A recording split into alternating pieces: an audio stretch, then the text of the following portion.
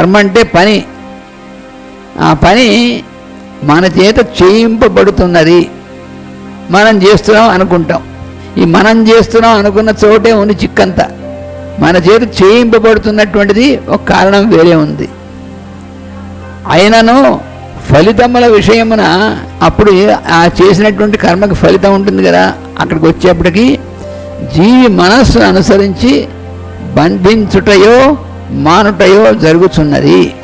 అది అంటే ఇది నా కోసం, నా సొంతం, నాది అనేటువంటిది అనుకున్నాడా తప్పకుండా వాడి చుట్టుకుంటుంది. లేదు ఇది ఇంపర్సనల్, మొత్తం జరిగేటువంటి దాంట్లో నా వంతు నేను చేయవలసినటువంటిది అనుకుంటే అప్పుడు వీడికి బంధం ఉండదు. అందుకని బంధానికి కారణం ఏమిటంటే వీడి మనస్సే కారణం.